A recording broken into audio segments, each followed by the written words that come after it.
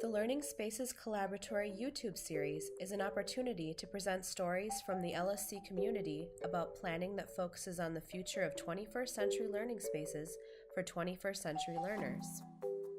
From the perspective of her work with SENCER, Eliza Reilly speaks of how attention to the place of learning rather than the space of learning can be, and is intended to be, disruptive. It challenges those responsible for shaping learning environments to begin by establishing what students will be doing and experiencing as learners, and how those experiences reflect larger goals and aspirations for our students and their future. SENCER is an acronym that stands for Science Education for New Civic Engagements and Responsibilities. It's a national educational initiative that started in 2001. And its goal is to empower students and faculty as responsible learners and agents of change who can apply the knowledge, values, and methods of science to the complex civic challenges facing democracy. So the focus is learning for the purpose of improving our common life, right? SENCER courses and programs strengthen student learning and interest in science, technology, and engineering and mathematics, and STEM in general, by connecting course topics to issues of critical local, national, and global importance. So students and faculty report that the SENCER approach to STEM learning makes science more real, accessible, useful, and civically important. So the questions we like to pose are, how can learning spaces facilitate connections between academic and civic life? And how can the built environment empower rather than inhibit all the users? And in the SENCER community, the users are the students, the faculty, the community members as well, who are often collaborators on this work, as they learn and co-create new knowledge and solutions for our complex civic challenges. So how does SENCER disrupt or transform the normalized approach to STEM teaching? And that's coming from Felix's presentation about the normalization. SENCER aims to disrupt the usual approach to STEM learning by teaching through complex, contested, unresolved civic issues to the basic science. So rather than leading with the disciplinary content, it leads with the problem. It invites students to put scientific knowledge and scientific method to immediate use on matters of immediate concern to them and their communities. So it flips the script, basically. Rather than starting with the chemistry, it starts with the civic problem, which could be toxicity in the water, or in biology, an epidemiological problem. So SENCER assumes that STEM learning takes place everywhere. So we really are not saying that it only takes place in the classroom. We now know from research that people learn more outside the classroom than they do inside the classroom. We actually look at the learning ecosystem. So our courses are interdisciplinary. You can see this ecosystem, sort of a visualization of the learner at the center, but they're surrounded by these other layers of places that they could learn from. So SENCER starts with learning goals. And those learning goals are interdisciplinary, and they are as interdisciplinary as the complex civic problems that we engage with. They use high impact pedagogies, which are now sort of codified. Things like student research, problem-based learning, project-based learning, field experiences, service learning, etc. They also, SENCER courses blur the boundaries between novice and expert by investigating unsolved challenges that demand contributions and attention from everyone. So that often they would be collaborating with community members, or faculty and students. Faculty certainly know more of the disciplinary content, but they may not actually have the solution to a complex problem like water pollution or HIV/AIDS or something like that. So that it gives an opportunity to sort of like have people working together on a problem. And these are some of these are the 21st century learning skills that begin the thinking about SENCER courses. These are just some examples. So we have over 50 model courses on the web, and they're just intended as heuristic sort of examples. They're not meant to be copied.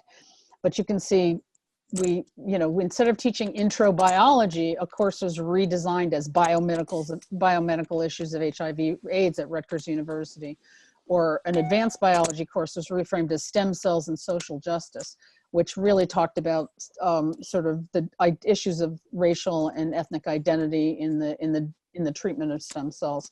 That's won a lot of prizes, by the way, that course. So these 50 courses are just examples of many hundreds of courses and projects that SENCER faculty have designed over the last 18 years. And they help students both in the classroom and informal learners in the community to see scientific knowledge as directly relevant to their roles and responsibilities, because a lot of our courses really have a goal of communicating the findings and the understandings to the public. So our students, we try to embed in our students this idea that you are not just going to be a future scientist. You may or may not be. You may be a politician. You may be a lawyer. You're all probably going to be a citizen. You're going to be a parent, a worker, a community member, and you're going to need science understanding and confidence in your ability to learn to be able to solve these problems. Okay, SENCER has been designated a, quote, community of transformation in the reform of STEM education by a National Science Foundation commissioned report. And I put the link up there. It was a study of 4 STEM reform projects, one of which was PCAL, founded by Jeannie Narum. And so in a way, we are the heir of that legacy of PCAL. But the idea that we are a transformative community is really key to our identity, that we transform learning for a number of all of the stakeholders. So one of the ways we operate, we transform faculty, and we do that through professional development programs and support for curriculum redesign. And you can see a picture of a faculty collaborating to do a kind of rapid redesign of a course as an experiment. We often take people who don't know each other to get together and sit down at a table and say, what would you do in 90 minutes? How could you design a course in 90 minutes? And this loosens up sort of the faculty imagination about how they would reframe their existing courses around big civic problems. You can see that space is a very critical issue. When we hold these workshops, we're often at campuses where we have a real challenge in finding appropriate space for our faculty to collaborate. We're in a theater style classroom, and it's not movable, it's a real challenge. We also have a national network of practitioners who can work together, mentoring, presenting, sharing information, and we have 9 campus centers in addition to our Washington office.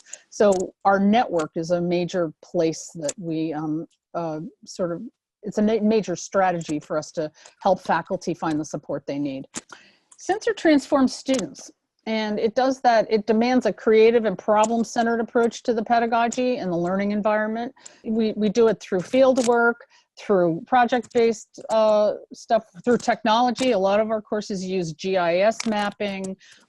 They do field work. They use iPads. They're using technology all the time to move in and out of the classroom. One of the things about technology is it allows people to actually leave the classroom and still have access to all sorts of information and data. SENCER courses engage students in and with their environments on and off campus. There's a lot of field work involved, and also presentational work. SENCER courses very typically present their work to the public and the results of their research, undergraduate research. So SENCER practitioners are very aware of the importance of where people learn and the impact of the learning environment, whether it's the campus, the classroom, the laboratory, the community, the museum, or the library, on fostering student creativity and agency. We like to claim that SENCER is transforming communities because community-based research is a big part of the SENCER strategy of tackling those local problems. We also, a lot of our students and faculty are collaborating with local governmental and non-governmental organizations. So they're working with the EPA locally, or they're working with the local Department of Health, et cetera, to collaborate, but also to share the research that they come up with. SENCER transforms institutions, and we have over 500 institutions that have worked with us, but you can see For example, West Point is one of them, Roosevelt University in Chicago, GLISTEN, which is the Great Lakes Innovation Stewardship, that is a network of schools around the Great Lakes Environmental Stewardship Project. We've actually now, at this point, can claim to have transformed whole state systems of higher education. And right here you see Hawaii was named the first SENCER state. This was a ceremony on Capitol Hill because all of the 2- and 4-year institutions in the state of Hawaii have adopted the SENCER model of STEM learning. And you can see the dean of the University of Hawaii at Manoa standing with her congressman and faculty from the community colleges here.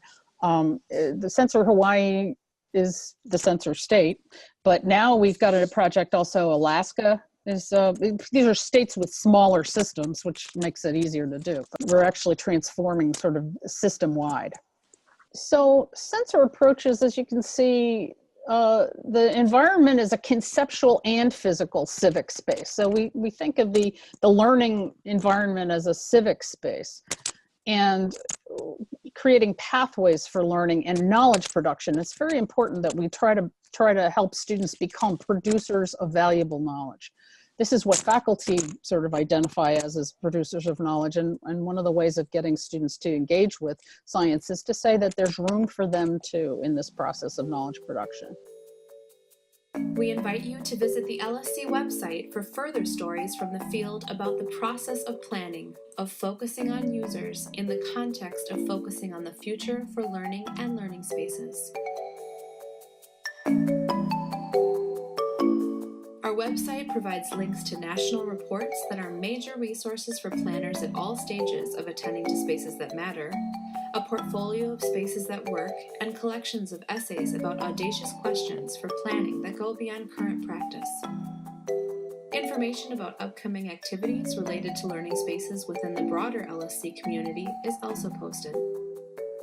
The LSC is for and by the LSC community. Join us.